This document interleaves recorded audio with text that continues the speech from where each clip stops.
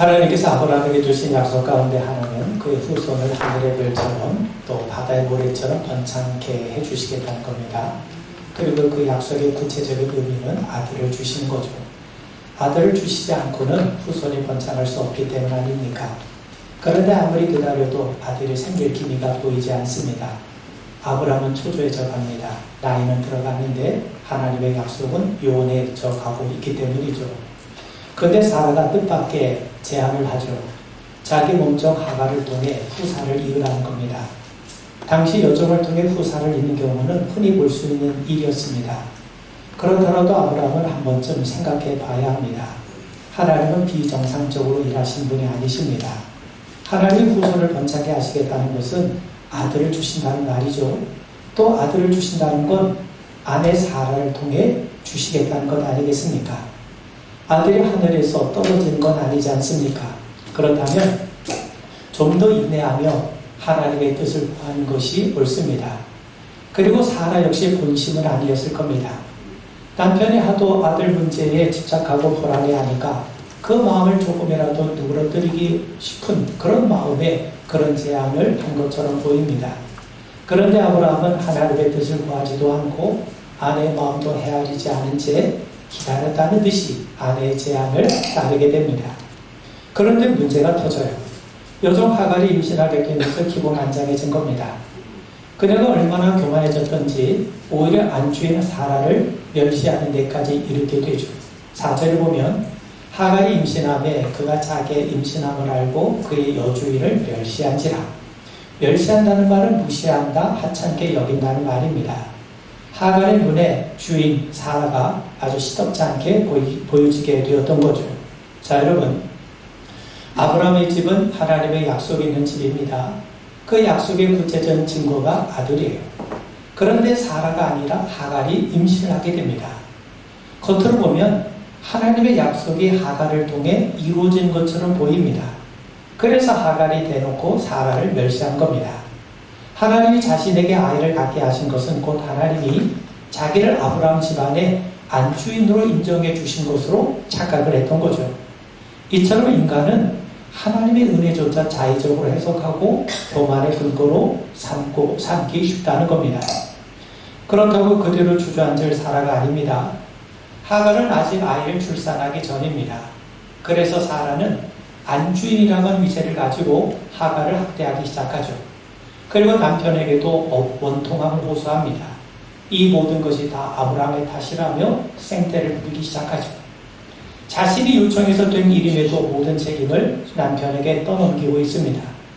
그리고 하갈을 학대하는데 얼마나 심했으면 하갈의 일을 견디지 못하고 집을 뛰쳐나가게 정도로 학대가 심했겠습니까?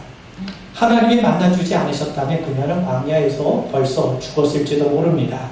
자, 여러분, 우리가 하갈의 이야기를 살피면서 우리가 주시해야 될 몇 가지 사항이 있어요. 먼저 하갈의 이야기는 축첩의 부당성을 우리에게 고발합니다. 여러분, 한 남자가 여러 명의 아내를 두는 이 축첩 제도는 하나님의 뜻이 아닙니다. 야곱이 4명의 아내를 뒀다고 해서 이를 하나님의 뜻이라고 단정을 해서나 곤란합니다. 이건 당시 문화를 반영하는 것이지 하나님이 축적 제도를 인정하신 것은 절대로 아닌 겁니다. 그리고 또 한 가지, 하갈의 이야기는 이스마엘 족속의 기원을 우리에게 밝혀주죠. 여러분, 이후에 이스마엘은 늘 이스라엘 백성들과 더불어 대립과 긴장 관계를 갖고 있었습니다.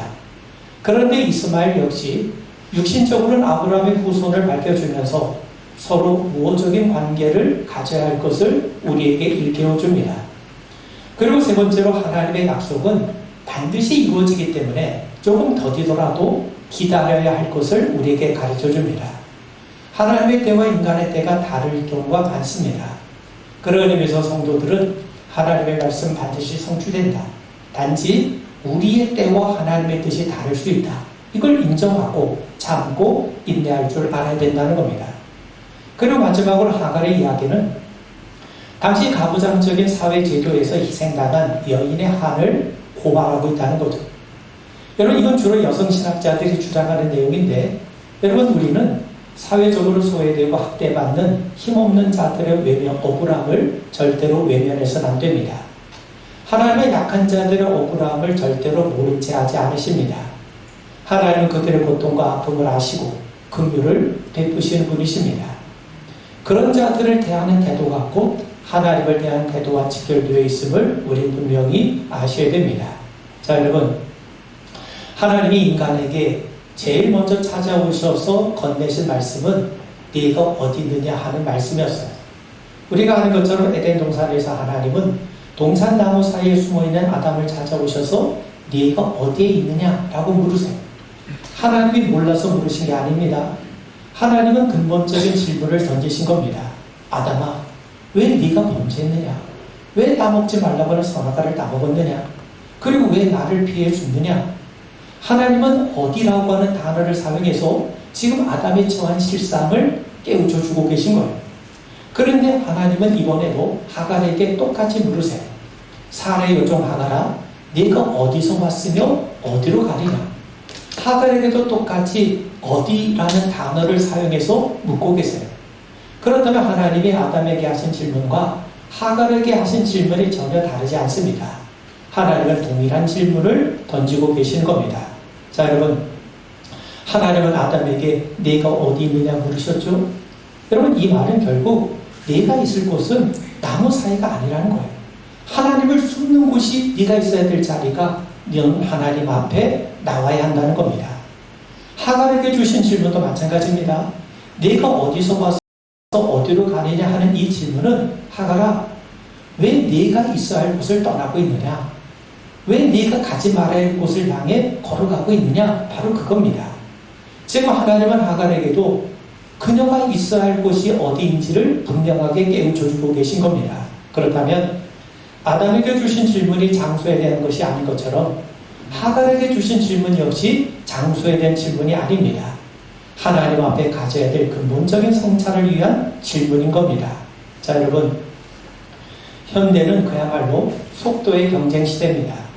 빌 게이츠는 말하기를 현대는 큰 것이 작은 것을 잡아먹는 시대가 아니라 빠른 것이 느린 것을 잡아먹는 시대라고 얘기했습니다. 그런데 우리가 아셔야 될 것은 속도 중요합니다. 그런데 속도보다 더 중요한 것은 방향입니다. 아무리 속도가 빨라도 방향이 잘못되면 그 빠른 것이 오히려 화근이 되죠. 그래서 방향은 속도보다 중요합니다. 우리 인생의 방향이 어디를 향해 있느냐? 그건 매우 중요하죠. 성도들 삶도 마찬가지입니다. 여러분, 성경은 우리에게 분명하게 절대로 지름길을 말하지 않아요. 남보다 더 빠른 길을 우리에게 제시하고 있지 않습니다. 성경이 우리에게 말씀하는 것은 우리가 마땅히 가야 할 길을 우리에게 말씀하죠. 여러분, 아무리 골프채로 힘껏 치더라도 방향이 틀리면 공은 엉뚱한 곳을 향해 날아갈 수밖에 없습니다. 그러므로 방향을 바르게 정립하는 게 중요합니다. 아무리 우리가 열심히 달려도 우리가 표대한 목적지를 알지 못하면 우리가 달린 만큼 허망하게 되는 것 아니겠습니까? 자, 여러분, 지금 하갈은 어디서 어디로 가고 있습니까? 아브라함의 집이 있는 가나안에서 지금 애굽으로 가고 있어요. 그는 원래 애굽 사람이니까 아마도 애굽을 향해 길을 떠났을 겁니다. 하나님의 사자가 광야에 생겼고 술길 생겼대서 그녀를 만나주시게 되죠. 술이라고 하는 지역은 가나안과 애굽 사이에 있는 아주 거친 광야 지역을 말합니다. 하갈이 술이란 지역으로 내려가고 있다는 것은 지금 애굽으로 내려가고 있다는 겁니다. 그러므로 지금 하갈은 가나안에서 지금 애굽 땅을 향해 가고 있는 거예요. 그렇다면 가나안은 어떤 곳입니까? 우리가 영적으로 생각해 보면 우리가 겉으로 보면 애굽 땅은 가나안 땅과 비교될 수 없을 만큼 풍요로운 지역이에요. 그런데 영적으로 우리가 생각해 보면 가나안은 약속의 땅입니다. 하나님이 아브라함과 그 후손들에게 주시겠다고 약속하신 땅이죠. 하나님의 말씀으로 다스리는 가시적인 하나님의 나라가 세워질 곳이 가나안입니다. 하나님의 눈길이 항상 머무시고 돌보시는 땅이 가나안 땅이에요. 반면 애굽 땅은 어떤 곳입니까? 영적으로 그곳은 우상의 나라요, 죄와 타락의 장소요, 하나님의 백성들이 조음으로 고통받는 곳입니다. 바로의 노예로 살 수밖에 없는 그런 땅입니다. 그러므로 영적으로 가나안은 이스라엘 백성들이 가야 될 하나님 나라를 상징하는 반면에 애굽은 죄와 우상의 장소로 우리가 떠나야 될 장소로 비유가 됩니다. 그러므로 하갈은 지금 언약의 땅에서, 하나님의 약속의 땅에서 지금 죄의 땅으로 내려가고 있는 거예요. 좀 더 구체적으로 말씀을 드리면 지금 하나님에게서 떠나서 죄의 세상으로 달려가고 있는 겁니다. 그래서 하나님의 사자가 그녀를 친히 찾아오셔서 네가 어디서 와서 어디로 가느냐고 묻고 계신 겁니다. 결국 그 말은 하나님이 몰라서 말씀하는 것이 아니라 왜 하나님을 떠나서 세상을 향해 나아가고 있느냐, 그걸 하나님께서 묻고 계신 겁니다. 자, 여러분, 그렇다면 왜 하갈은 애굽으로 내려가고 있습니까?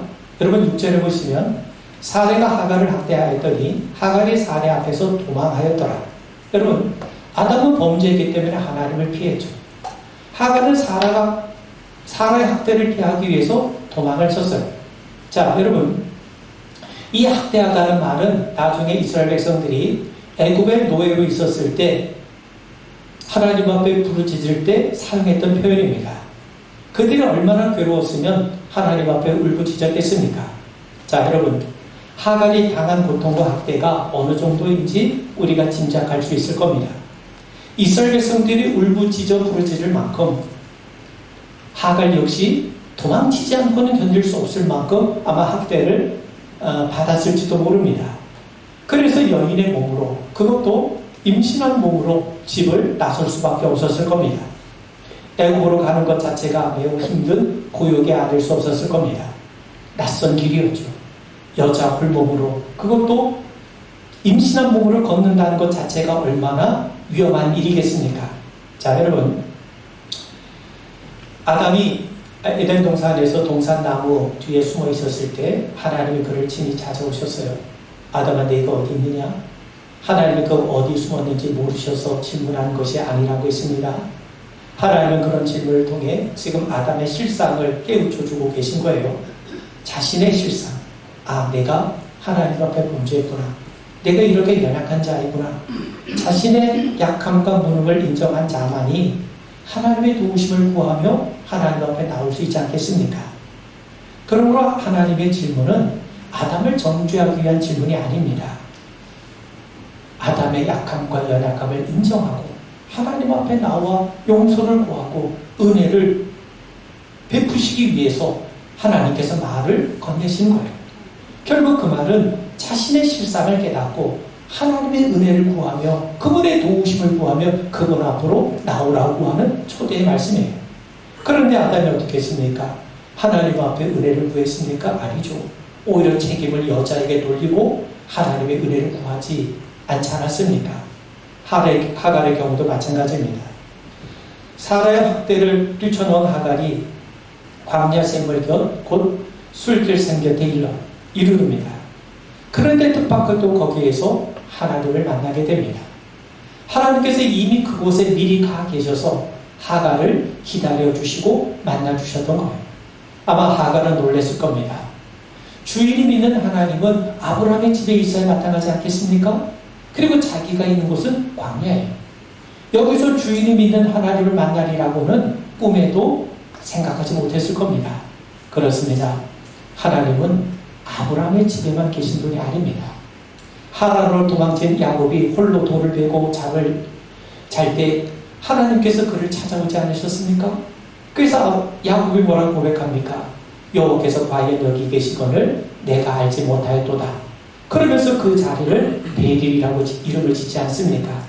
그러면 여러분, 하나님은 어느 특정한 지역에만 계신 분도 아니고 어느 특정한 사람들만의 하나님이 되시지 않는다는 거예요. 자, 여러분, 하나님의 아브라함의 하나님이라고 해서 진짜 아브라함만의 하나님이 되십니까? 그렇지 않습니다. 하갈의 하나님도 되시고 고통받고 억울한 자의 하나님도 되어주세요. 그걸 최초로 경험했던 사람이 누구냐면 하갈입니다. 하나님이 임신한 몸으로 광야를 헤매고 있는 하갈을 하나님이 친히 찾아오세요. 하갈의 하나님을 찾으신 것이 아니라 하나님이 그녀를 찾아오셨다는 거예요. 그리고 물으시죠. 사라의 여종 하갈아, 네가 어디서 왔으며 어디로 가느냐? 그래서 그녀가 대답하기를 나는 내 여주인 사레를 배하여 도망하나이다. 여러분, 앞서 살폈듯이 하갈은 단순히 가나안 땅에서 애굽 땅으로 내려가는 게 아닙니다. 약속의 땅, 언약의 땅에서 하나님이 돌보시는 땅에서 지금 세상으로, 저주의 땅으로 가고 있는 거예요. 더 쉽게 말씀을 드리면 지금 하나님을 떠나 세상을 향해 달려가고 있는 것 아닙니까? 자, 그런 의미에서 여러분, 하나님이 하갈에게 말씀하신 것은 바로 이런 겁니다. 하갈아, 네가 있는 곳은 하나님의 약속이 있는 곳인데 왜 그 언약의 자리에 있지 않고 떠나려고 하느냐? 네가 비록 힘들고 어렵더라도 네가 있는 곳이 바로 내가 함께하는 곳이 아니냐? 그런데 왜 그 자리를 떠나려고 하느냐? 왜 하나님을 떠나려고 하느냐? 왜 은혜의 자리를 떠나려고 하느냐? 그러자 하갈이 대답하죠. 나는 내 여주인 사례를 피하여 도망하나이다. 자기가 도망치는 이유는 안주인 사례 때문이라는 거죠. 그런데 그 이면에는요, 하나님에 대한 원망도 있어요. 여러분, 하나님은 주인 아브라함이 섬기는 하나님 아니십니까? 아브라함도 결국 문제가 터질 때 누구 편을 들어요? 자기 아내 사라 편을 들어줬는데, 그렇다면 하나님도 결정적인 순간에는 내 편이 아니라 내 주인 사라 편을 들어주신 분이 아니시겠냐는 거죠. 하나님도 결국 주인의 하나님이시지 나 같은 종 하갈의 하나님은 되시지 않지 않느냐는 겁니다. 강한 자의 하나님, 힘 있는 자의 하나님이시지 나같이 가난하고 억울하고 힘없는 자의 하나님은 아니시지 않느냐는 거죠. 그러므로 그녀의 대답에는요, 하나님에 대한 원망과 자주 섞인 하소연이 담겨 있는 겁니다. 아담이 하와에게 책임을 전가하고 더 나아가 하나님께 책임을 돌린 것처럼 하갈 역시 그 책임을 사라에게 그리고 하나님께 돌리고 있는 겁니다. 자, 여러분, 우리도 그럴 때가 얼마나 많습니까? 우리도 떠나고 싶을 때가 있어요. 자신의 모습이 싫어질 때가 있어요. 주변 사람들에게 짜증이 날 때가 있죠. 현실에서 벗어나고 싶은 마음이 왜 들지 않겠습니까? 때로는 하나님에게서조차 우리가 떠나고 싶은 마음이 들기도 합니다. 하나님 없이 내가 원하는 대로 마음껏 살고 싶은 그런 욕망에 사로잡힐 때가 있죠. 여러분, 그렇더라도 우리가 과연 하나님을 떠날 수 있을 것 같습니까? 그렇지 않습니다. 하나님을 떠나면 하나님이 나를 찾지 못하고 설령 찾으시더라도 그대로 내버려 두실 거라고 생각하십니까? 절대로 그렇지 않아요. 시편 139편에 보면 우리가 주님 앞에 피해서 하늘로 도망을 쳐도 거기 하나님이 계시고 저 수월의 자리를 깔아도 거기 하나님이 계시고 내가 바다 끝에 거주할지라도 거기에 이미 하나님이 계셔서 나를 붙드신다는 거예요. 결국 그 말은 무슨 말입니까? 하나님 피할 생각하지 말라는 거죠. 우리가 아무리 도망을 쳐도 그 끝은 하나님이에요. 다 하나님의 손바닥입니다. 아담이 동산 나무 사이에 숨었지만 그 자리가 바로 하나님의 면전 아니었습니까? 하갈이 애굽으로 도망을 쳤지만 그 길에 누가 서 계셨습니까? 하나님이 그 길에 서 계십니다.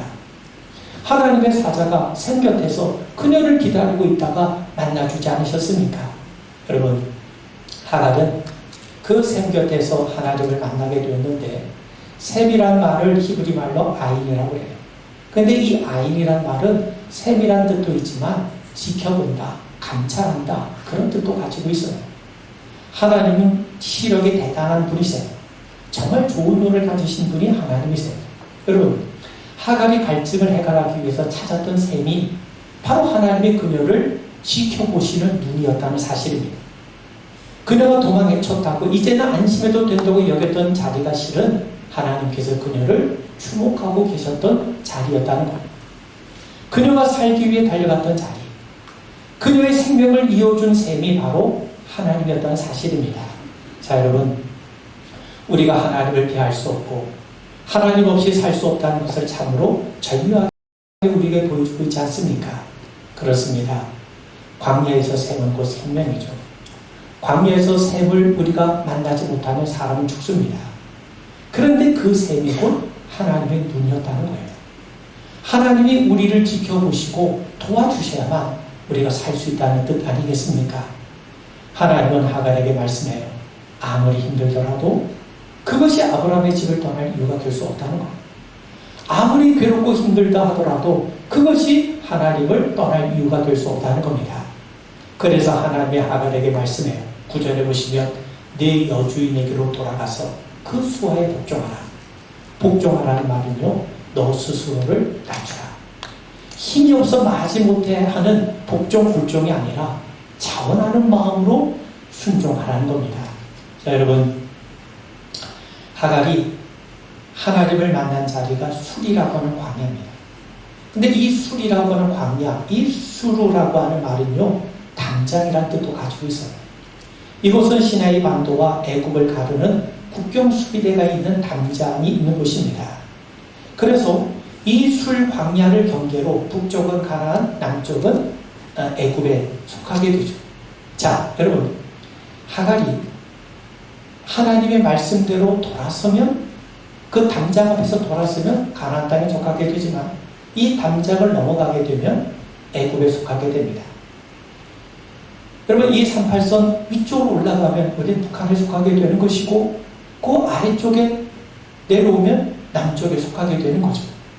이 담장을 넘는 것과 넘지 않는 것에는 이런 엄청난 차이가 있어요.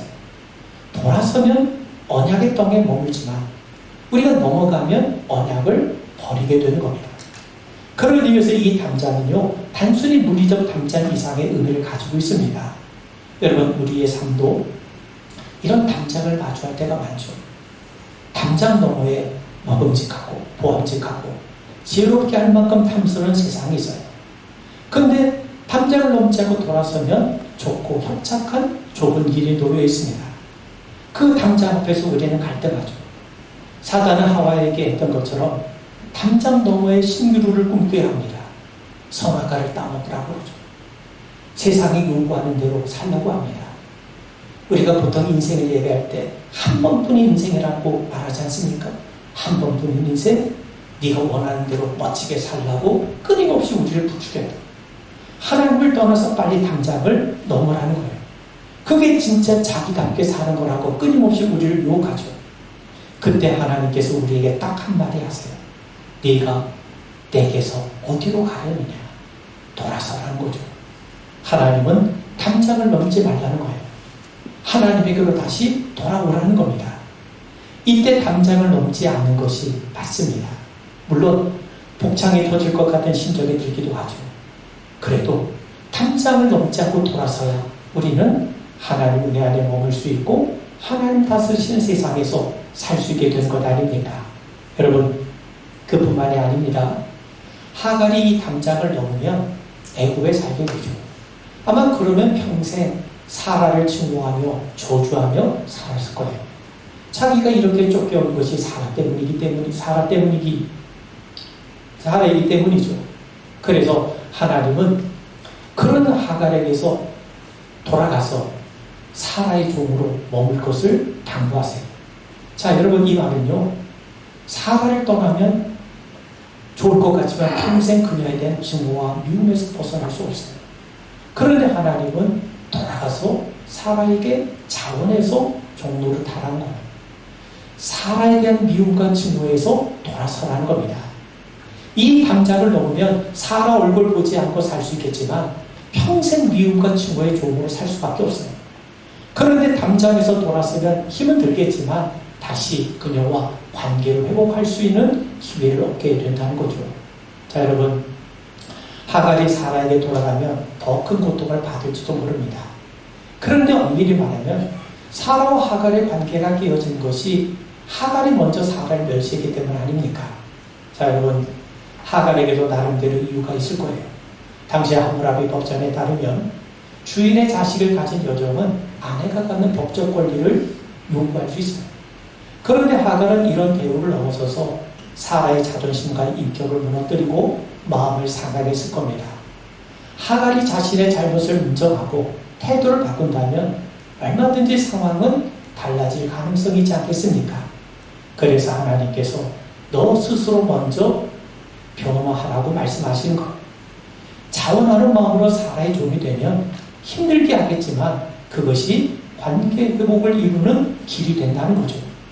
그러기 위해서 그 수하에 복종하라는 말을 지적하면 이제 사람에게로 돌아가서 그 아래서 스스로의 고통을 잘 감내하고 이겨나갈 것을 하나님이 당부하시는 겁니다. 자, 여러분, 하갈은 두려울 겁니다. 애국으로 가는 것도 두렵지만 실은 사라에게로 돌아가는 것은 더 두려운 일이 아닐 수 없어요. 돌아가면 무슨 일이 일어날지 알 수 없습니다. 그런데 하나님은 돌아가서 스스로 사라의 종이 되라고 말씀하세요. 그러면서 하나님은 두려워하는 이 하갈에게 한 가지 중요한 약속을 합니다. 10절 11절 보시면 여호와의 사자가 또 그에게 이르되 내가 네 씨를 크게 번성하여 그 수가 많아질 수 없게 하리라. 여호와의 사자가 또 그에게 이르되 네가 임신하신즉 아들 낳으리니 그 이름을 이스마엘이라 하라. 이는 여호와께서 네 고통을 들으셨음이니라. 하나님은 아들을 약속하시죠. 그리고 그의 후손이 아주 크게 번창케 하시겠다는 거예요. 그런데 하나님이 그녀에게 주신 약속은요, 아브라함에게 주신 약속과 동일합니다. 아브라함에게도 아들 주시겠다고 하셨고 후손 번창케 하시겠다고 하셨잖아요. 그런데 이 여종이었던 하갈에게도 아들 주시겠다고 약속하셨고 그 후손이 번창하겠다고 약속하십니다. 그러니까 하나님은 고통 가운데 있던 하갈을 아브라함과 동등하게 여기시고 동일한 축복을 그녀에게 약속하신 겁니다. 자, 그러자 하갈에 의해서 비로소 하나님을 찬양하는 소리가 나와요. 13절 14절 읽어보시면 하갈이 자기에게 이르신 여호와의 이름을 나를 살피신 하나님을 하였으니 이는 내가 어떻게 여기서 나를 살피신 하나님을 배웠는고 하니라. 이름으로 그 샘을 브엘라헤로이라 불렀으며, 자, 하갈은 자신이 어떻게 여기서 자기를 살피신 하나님을 만나게 되었는지 놀라워하죠. 하갈은 하나님에 대해서 놀라운 사실을 알게 됩니다. 지금까지 하나님은 주인 아브라함의 하나님이었지 종이었던 자신과는 무관한 분으로 알고 있었어요.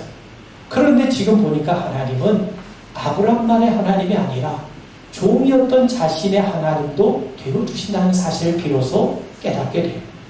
힘있는 자의 하나님이 아니라 이용당하고 고통당하고 억울한 자신을 줄기차게 지켜보시고 친히 찾아와서 만나주시는 하나님을 경험하게 돼요. 그것도 아브라함의 집에서 경험한 것이 아니라 광야길에서 체험을 하게 됩니다. 그녀는 지금 아브라함의 하나님을 만나고 있죠. 안주인 사라도 만나지 못했던 하나님을 지금 직접 뵙고 있는 것 아니겠습니까? 하나님께서 지금까지 자신을 지켜보셨을 뿐만 아니라 더욱이 아브라함과 똑같은 약속을 자신에게 주신 하나님. 결국 그것은 뭡니까? 종인 자신을 주인은 아브라함처럼 대해주시는 그 하나님 아닙니까? 그 하나님 앞에 지금 감격하고 있어요. 그래서 그곳 이름을 브엘라헤로이라고 지은 겁니다. 브엘라헤로이라는 말은 하나님이 나를 지켜보신다는 뜻이죠. 나를 살피신다는 뜻이죠. 광야의 여모를 낯선 셈에서 고통당하는 삶의 여정에서 하갈은 신앙의 눈이 띄어지고 하나님을 하나님으로 고백하고 있어요. 이방 사람으로 최초로 놀라운 고백을 하는 자리에 이루고 있다는 겁니다. 자, 여러분, 하갈의 이야기는 곧 우리의 이야기입니다. 하나님은 우리에게도 동일하게 물으세요. 네가 어디서 와서 어디로 가느냐?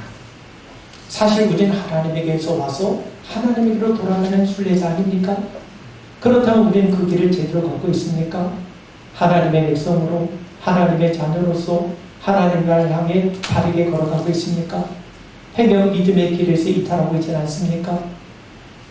또는 사단의 말에 현혹이 되어서 그 탐장 앞에서 기웃거리고 머뭇거리고 있지는 않습니까? 여러분, 믿음의 길, 은혜의 길에서 이탈하지 마셔야 됩니다. 하나님과의 관계를 가장 소중하게 여길 수 있기를 바랍니다. 때로 믿음의 길을 걸어가면서 자존심 상할 때 있어요. 부당한 일을 겪을 때가 있어요. 억울하고 손해볼 일이 왜 없겠습니까? 그럼에도 하나님은 우리 자신을 낮추고 순종하는 법을 배우라고 하십니다. 그럴 때마다 우리를 지켜보시고 살피시는 그 하나님을 마주하는 은혜를 우리도 함께 누리게 될 줄 믿습니다. 사랑하는 성도 여러분, 담장을 넘지 않고 돌아서는 것은, 자신을 낮추고 스스로 순종의 길을 걷는 것은 하나님께 삶을 맡기는 거예요. 하나님을 신뢰하고 하나님께 삶을 맡기지 않았던들 어떻게 그런 다짐과 결단을 할 수 있겠습니까? 자, 여러분, 하갈이 담장을 넘지 않는다면 그건 고난으로 돌아가는 것이 아니라 오히려 하나님의 은총, 하나님의 복으로 가는 길이고 온전히 회복의 길로 돌아서는 것 아닙니까? 하나님은 그녀에게도 큰 민족을 약속하셨어요.